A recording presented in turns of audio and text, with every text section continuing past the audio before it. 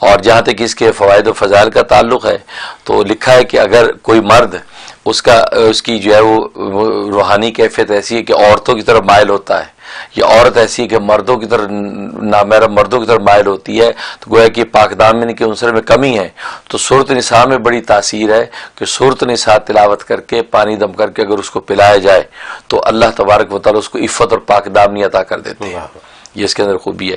اور اگر کسی کو خفقان قلب ہو جائے تو آج کل جس کو لوگ کہتے ہیں انزائٹی ہو گئی، گھبراہٹ ہو گئی، تو اس طرح کی کیفیت ہو جائے، ڈپریشن ہو جاتا ہے، لوگ ڈپریشن میں چلے جائے، 6 مہینے نہیں نکلتے، تو یہ سورۃ نساء میں یہ خوبی ہے کہ اگر 7 مرتبہ اس کو تلاوت کر کے عرق گلاب، آدھا کپ عرق گلاب پہ دم کریں اور آدھے کپ کو 1 گلاس پانی میں مکس کر لیں اور وہ اس شخص کو پلا دیں، تو اس کا جو انزائٹی ہے، اس کے ڈپریشن کی کیفیت ختم ہو جاتی ہے اور بالکل حشاش بشاش ہو جاتا ہے. یہ اس کے اندر یہ خوبی ہے.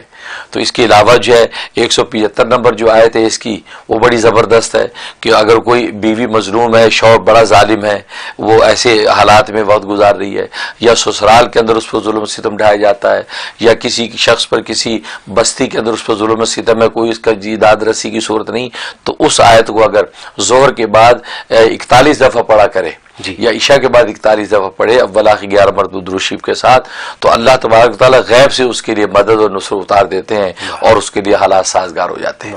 تو یہ اس کی خوبی اور خاصیتیں سورۃ نساء کی.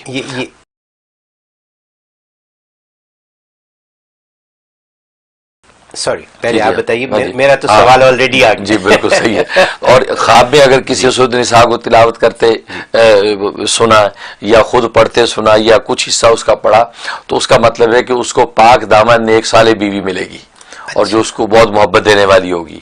ایک معنی یہ. ایک تعبیر بعض لوگوں نے یہ بھی بیان کی کہ اس کو ایسی عورت ملے گی کہ جو اس کے لیے آزمائش اور تکلیف دہ ہوگی. اچھا. ہاں، آخری عمر میں جا کے اس کے لیے آزمائش و تکلیف دہ بن جائے گی. ایک یہ تعبیر بھی دی. اور بعض نے تعبیر یہ دی کہ جو سورۃ نساء پڑھے گا یا سنے گا تو وہ آخر عمر میں تنگ دست ہو جائے گا اور اس کی جو تکلیف والی زندگی گزرے گی. اور ایک تعبیر یہ دی ہے کہ اس میں یہ ہے کہ وہ اس کے پڑوسی جو ہے وہ پڑوسیوں کا خیال کرنے والا ہوگا اور مالدار ہوگا اور اس کا مال میراث کے اندر تقسیم ہوگا اس کی بیوی میں، بچوں میں. تو مختلف پہلو اصل میں اس انسان کی اپنی کیفیات پر منحصر ہیں کہ اس کی دینی حالت کیسی ہے، دنیاوی حالت کیسی ہے، کیفیات کی ہیں. تو وہ معبر جو ہوتا ہے ماہر فن، وہ اس کو دیکھ کر پھر تعبیر متعین کرتا ہے. تو اس طریقے سے سورۃ نساء کی تعبیر کے احکام جو ہے معبرین نے لکھے ہیں. اچھا.